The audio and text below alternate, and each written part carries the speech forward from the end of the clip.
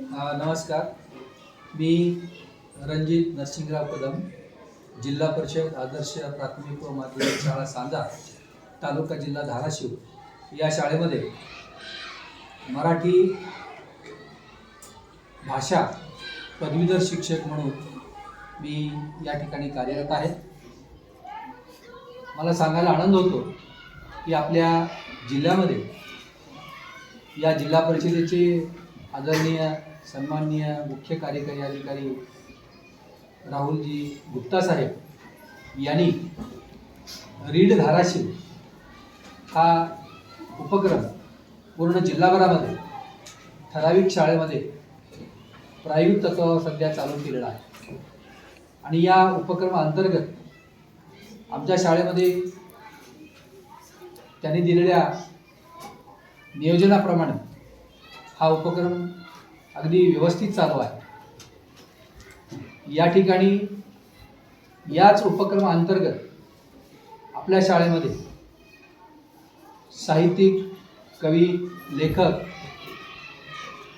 आदर्श कीर्तनकार असे असणारे आपल्याच शाळेतील आदरणीय सन्माननीय शिक्षक, विज्ञान पदवीधर असलेले श्रीयुत सच्चिदानंद उंबरे सर या ठिकाणी ते स्वतः कवी आहेत. तरी आपण या उपक्रमाअंतर्गत त्यांची आदर्श कवी म्हणून आमचे काही विद्यार्थी त्यांची मुलाखत घेणार आहेत. यापैकी राज संदीप लोंढे हा या ठिकाणी उपस्थित आहे. सन्माननीय उंबरे सर या ठिकाणी उपस्थित आहेत. नमस्कार सर. तर या ठिकाणी राज आदर्श अशा प्रकारचे प्रश्न विचारून आपल्या सर्वांना सरांच्या मुलाखतीमधून एक आदर्श कवी कसा असावेत याची माहिती या ठिकाणी मिळणार आहे. तरी मी आपल्या दोघांना विनंती करतो की आपण राजनी उंबरे सरांची या ठिकाणी मुलाखत घ्यावी. सुरुवात करा. नमस्कार सर. नमस्कार सर, मी तुमचाच इयत्ता 8वी शिकणारा विद्यार्थी, तुमचा शिष्य. तर आज आपण रीड धाराशिव या उपक्रमांतर्गत माझे गुरु श्री सच्चिदानंद उंबरे सर यांची आज आपण मुलाखत घेणार आहोत. तर आपण मुलाखत सुरू करूया सर.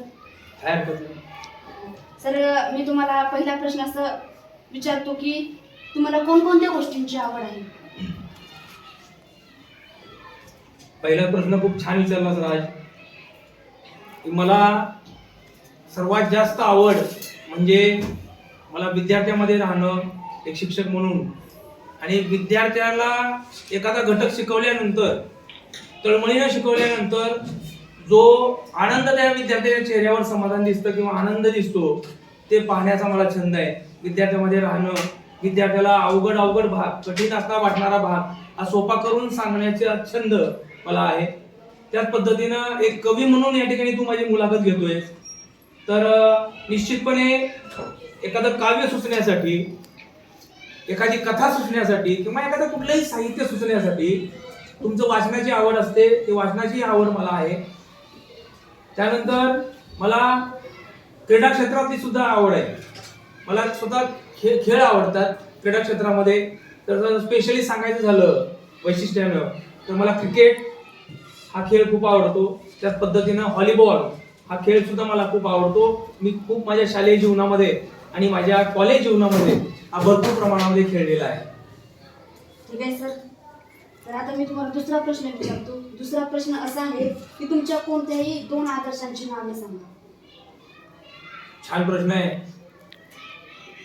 तर बाळा, आदर्श हा प्रत्येक व्यक्तीचा एक आदर्श असतो. आणि निश्चितच ज्यांनी जन्म दिलेला आहे, ज्यांनी हे सुंदर असं जग दाखवलं, त्या आईवडिलांचा ऋणनिर्देश म्हणजे कृतज्ञता व्यक्त करणं हे प्रत्येक माणसाचं काम आहे, पहिलं कर्तव्य आहे. त्या दृष्टिकोनातून माझे पहिले आदर्श आहेत माझे जन्मदाते, माझे आई वडील. त्यानंतर शालेय जीवनाचा विचार केला तर प्राथमिक शाळेचे शिक्षक हे प्रत्येकाचा आदर्श असतात असं मी आतापर्यंत पाहिले. त्या अनुषंगानं माझ्या प्राथमिक शाळेमध्ये मला आदर्श वाटणारे शिक्षक म्हणजे तेर गावचे श्री गायकवाड सर, आदरणीय गायकवाड सर हे माझे आदर्श शिक्षक आहेत. आणि कॉलेज जीवनामध्ये जर विचार करायला गेलं तर 11वी आणि 12वी सायन्सचं शिक्षण मी श्रीपतराव भोसले हायस्कूल या ठिकाणी घेतलेलं आहे. आणि त्या ठिकाणी फिजिक्स फर्स्ट नावाचा विषय शिकवणारे, भौतिकशास्त्र 1 हा विषय शिकवणारे श्री माननीय किंवा आदरणीय श्री सरडे सर हे माझे दुसरे आदर्श आहेत. या पद्धतीने प्रत्येक क्षेत्रामध्ये वेगवेगळे आदर्श असतात. तर एवढे आदर्श मी तुम्हाला आपल्या या मुलाखतीच्या अनुषंगाने सांगू इच्छितो. ठीक आहे सर. तर आता मी तुम्हाला तिसरा प्रश्न असा विचारतो की एक साहित्यिक म्हणून तुम्ही कवी आहात, तर एक साहित्यिक म्हणून तुम्ही तुमच्या आयुष्याकडे कोणत्या दृष्टिकोनातून पाहता? तर बाळा, प्रत्येक माणसाच्या आयुष्यामध्ये माणूस म्हटलं की सुख आणि दुःख या दोन्ही गोष्टी आल्या. ज्याप्रमाणे रेल्वेचा रूळ असतो ना, तो रेल्वेचा रूळ एकमेकाला समांतर असतो. तो कुठेही एकमेकाला जवळ येत नाही किंवा एकमेकाच्या दूर जात नाही. अशा पद्धतीने प्रत्येक माणसाच्या आयुष्यामध्ये सुख आणि दुःख असतात.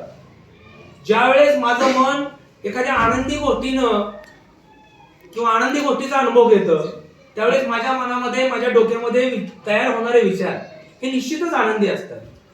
त्यावेळी निश्चितपणे कवी म्हणून आनंददायी कविता, आनंददायी काव्य माझ्याकडून चितारलं जातं किंवा निर्मिती होते त्याची. आणि ज्यावेळेस एखादा दुःखद प्रसंग पाहतो आपण किंवा ऐकतो, किंवा एखादा हृदयद्रावक प्रसंग आपण पाहतो किंवा ऐकतो, तर त्यावेळी मनामध्ये भावनांचं काहूर माजतं. प्रचंड अशा भावना निर्माण होतात, भावनांची गर्दी होते. आणि त्या ठिकाणी जे काव्य निर्माण होतं ते निश्चितच त्या घटनेमागे जे कोणी आहेत, त्या घडलेल्या घटनेमागचे असणारे दोषी, त्यांना चपराक बसणारे, त्यांचे खडखडून डोळे उघडणारे काव्य निश्चितपणे तयार होतं असं मला वाटतं. ठीक आहे सर. सर आता माझ्या मनामध्ये एक जिज्ञासा निर्माण झाली, म्हणून मी हा प्रश्न तुम्हाला विचारतो की तुमचे आवडते कवी किंवा लेखक कोण आहे? तर बाळा, आपल्या भारत देशामध्ये किंवा प्रामुख्यानं आपल्या महाराष्ट्र भूमीमध्ये जन्मलेले अनेक आदर्श लेखक आणि कवी आहेत. त्यापैकी मला, प्रत्येकाची आवड वेगळी असते, त्यापैकी मला लेखक म्हणून वि. स. खांडेकर हे लेखक म्हणून आवडतात. त्यांचं वाचन मी बऱ्यापैकी केलेलं आहे, बरीच पुस्तकं मी वाचलेली आहेत. आणि कवी म्हणून जर उल्लेख करायचा झाला तर आदरणीय सुरेश भट हे मराठी गझलकार आहेत. मराठी गझल लिहिले त्यांनी खूप, असं इतक्या सुंदर गझल मला वाटतात वैयक्तिक. त्यामुळं एक कवी म्हणून मी त्यांचं प्रामुख्याने या ठिकाणी त्यांचं नाव घेईन, आदरानं त्यांचं नाव घेईन, त्यांचा उल्लेख करेन, सुरेश भट. सर माझा नंतरचा असा प्रश्न आहे की तुम्ही तुमची स्वतः लिहिलेली एक आवडीची कविता सादर करावी, मी आपणास विनंती करतो आमच्या विद्यार्थ्यांसाठी, आमच्या प्रेक्षकांसाठी. काय हरकत नाही.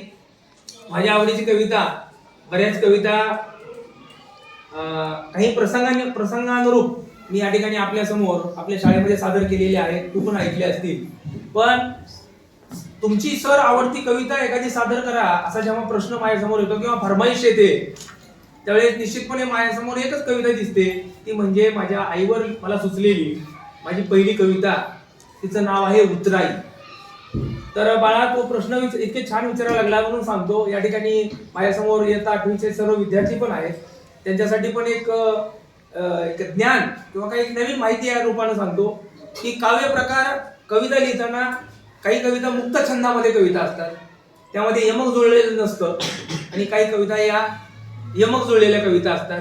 पण आपल्या ओठांवर किंवा आपल्या स्मरणामध्ये आठवणीत राहणाऱ्या कविता म्हणजे ज्या यमक जुळणाऱ्या कविता असतात पहा, त्या कविता लवकर लक्षात राहतात आपल्याला. पण मुक्त छंदातल्या कविता ह्या जनरली लवकर लक्षात राहत नाहीत.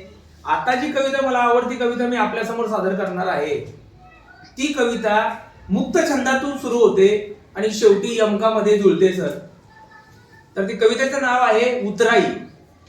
माझ्या आईवर लिहिलेली कविता आहे उतराई. घाबरू नको साई, घाबरू नको साई, पंखात बळ आल्यावर पिलं सोडून जातात घरट बिनधास्तपणे कायमची.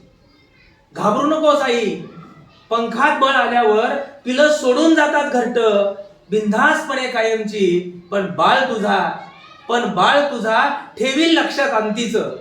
माझ्या थेंब थेंब रक्तासाठी झिजलेला तो मायेचा पदर, माझ्या थेंब थेंब रक्तासाठी झिजलेला तो मायेचा पदर. आणि भेटला चुकून जर सत्यवादी राम, जर भेटला चुकून जर सत्यवादी राम, तर कटतील तुझ्या पिलाचे पंख, तेव्हा मुळीच खचू नकोस माझी तडप बघून. एकदाच फिरव तो मायेचा हात माझ्या कपाळावरून, एकदाच फिरव तो मायेचा हात माझ्या कपाळावरून. विश्वास आहे मजला पुढच्या वेळी ग्रीष्म कधीच परतणार नाही, विश्वास आहे मजला पुढच्या वेळी ग्रीष्म कधीच परतणार नाही. रावण नावाचं बी पुन्हा या मातीत उगणार नाही, रावण नावाचं बी पुन्हा या मातीत उगणार नाही. धन्यवाद.